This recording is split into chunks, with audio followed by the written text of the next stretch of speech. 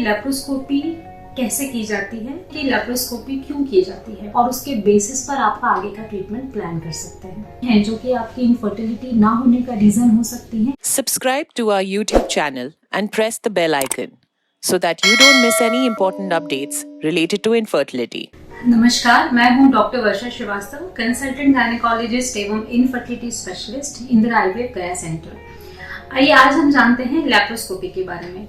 Laparoscopy का complete name है diagnostic हिस्ट्रोलेप्रोस्कोपी proceed, यानी ये एक ऐसी जांच है जिसमें हम दूरबीन के द्वारा बच्चेदानी के अंदरूनी सतह के साथ साथ बच्चेदानी को बाहरी सतह से भी देख सकते हैं। इसके साथ ही बच्चेदानी से जुड़ी फैलोपियन ट्यूब्स यानी कि नलियां और अंडेदानी और पेल्विक के एरिया को भी प्रॉपर तरीके से चेक कर सकते हैं और कोई एबनॉर्मल पैथोलॉजी के मिलने पर उसी सिटिंग में उसका ट्रीटमेंट कर सकते हैं। नेक्स्ट क्वेश्चन जो होता है कि लेप्रोस्कोपी कैसे की जाती है, तो लेप्रोस्कोपी के लिए हम पेशेंट को ओवरनाइट फास्टिंग के साथ और प्री एनेस्थेटिक वर्कअप और क्लियरेंस के बाद ओटी में लेते हैं।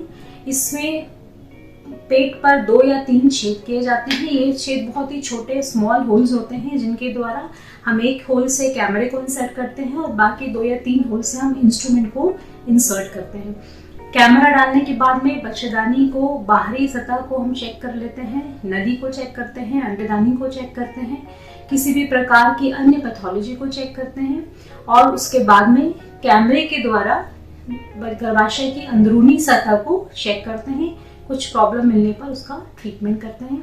इसमें आपको 1 दिन के लिए एडमिट रखा जाता है और नेक्स्ट डे आपको डिस्चार्ज कर देते हैं। इसके बाद पेशेंट अपना रूटीन फॉलो कर सकते हैं। अगला क्वेश्चन है कि लेप्रोस्कोपी क्यों की जाती है।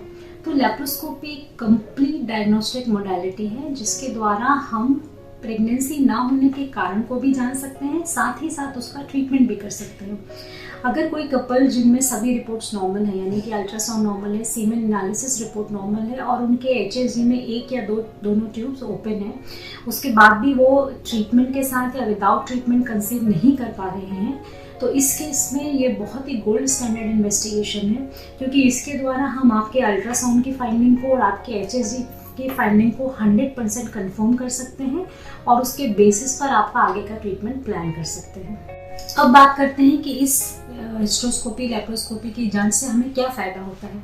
तो हिस्ट्रोस्कोपी में हम वेजाइना के रास्ते से सर्विक्स के द्वारा यूट्रस के अंदर कैमरे को यानी दूरबीन को डालते हैं और उसके बाद हम इवैल्यूएट करते हैं कि यूट्राइन कैविटी अंदर से कैसी है, उसमें कोई पैथोलॉजी तो नहीं। जैसे कि आप इस फिल्म में देख सकते हैं कि आपकी नॉर्मल यूट्राइन कैविटी होती है। इसमें दोनों ऑस्टिया यानी कि नली के छिद्र दिखाई देते हैं और बच्चेदानी की सतह दिखाई देती है। जो एबनॉर्मल फाइंडिंग्स हमें मिलती हैं जो कि आपकी इनफर्टिलिटी ना होने का रीज़न हो सकती हैं, उनमें मुख्यतः इंट्राम्यूरल फाइब्रॉइड होता है, ये पॉलिप यानी कि गठान होती है, एशरमैन सिंड्रोम यानी इस तरीके से बच्चेदानी की अंदरूनी सतह में झिल्लियाँ मिलती हैं, या फिर आपकी बच्चेदानी अंदर से 2 भागों में विभाजित हो सकती है जिसे हम सेप्टम कहते हैं, या फिर अनहेल्दी एंडोमेट्रियम यानी कि आपकी बच्चेदानी की परत स्वस्थ नहीं है। ये सारी पैथोलॉजीज हमें हिस्ट्रोस्कोपी में मिल सकती हैं और हम उसी सिटिंग में उनका ट्रीटमेंट कर सकते हैं। जैसे कि फाइब्रॉइड या पॉलिप को हम निकाल सकते हैं, जो झिल्लियाँ बनी होती हैं उनको मेडिशियोलाइसिस के द्वारा कट कर सकते हैं, जो सेप्टम है उसको कट करके आपकी यूट्राइन कैविटी को एक जैसा कर सकते हैं, और अगर अनहेल्दी एंडोमेट्रियम है तो उसकी बायोप्सी लेकर हम उसे ट्यूबरकुलोसिस या इन्फेक्शन की जांच के लिए भेज सकते हैं। तो इन सब डायग्नोसिस के पता करने के बाद हम उसका ट्रीटमेंट करने के बाद आपकी प्रेगनेंसी होने के चांसेस को बढ़ा सकते हैं।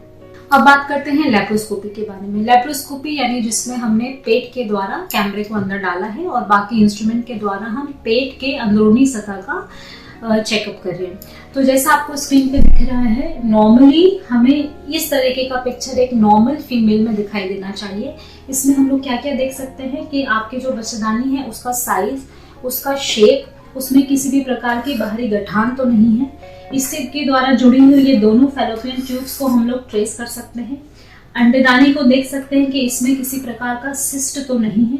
एंड मोस्ट इम्पॉर्टेंटली ये जो पाउच ऑफ डगलस वाला एरिया है जिसे हम कहते हैं यूट्रस की पोस्टीरियर सरफेस, यहाँ पे किसी प्रकार का फ्लूइड, किसी प्रकार का इन्फेक्शन या एंडोमेट्रियोटिक स्पॉट्स तो नहीं है। इसके साथ ही हम आपकी HCG की फाइंडिंग को भी कंफर्म कर सकते हैं। इसमें यूट्रस के द्वारा हम ब्लू कलर का मिथिलीन ब्लू डाई डालते हैं और ये डाई आप लाइव कैमरे के द्वारा इन दोनों नली से निकलते हुए POD में आते हुए देख सकते हैं। तो ये आपकी इस डायग्नोसिस को कंफर्म कर देता है। और मोस्ट इम्पॉर्टेंट थिंग जो हमें अनएक्सप्लेन इनफर्टिलिटी में मिलती है वो है ट्यूबो ओवेरियन रिलेशनशिप, यानी कि अंडेदानी और नली आपस में किस तरीके से कनेक्टेड है। नॉर्मल प्रेगनेंसी होने के लिए अंडेदानी और नली के बीच में इस तरीके का रिलेशन होना चाहिए ताकि जैसे ही अंडा रिलीज होता है नली इसको पिकअप करके स्पर्म तक मिला के फर्टिलाइज कर सके। तो ये सारी प्रोसेस हम लेप्रोस्कोपी के द्वारा देख सकते हैं और इसका ट्रीटमेंट भी कर सकते हैं। सपोज अगर आपके ट्यूबो ओवेरियन रिलेशनशिप डिस्टॉर्टेड है बिकॉज ऑफ एडेजेंस, तो हम एडेजेंस को रिलीज कर सकते हैं। अगर नली में कहीं पर भी ब्लॉक हमें मिलता है तो हम हिस्ट्रोस्कोपी के द्वारा कैनुलेशन कर सकते हैं। अंडेदानी में किसी प्रकार का सिस्ट है, चॉकलेट सिस्ट या डर्मोइड सिस्ट या सिंपल लार्ज ओवेरियन सिस्ट, तो उसको हम उसी सेटिंग में निकाल सकते हैं।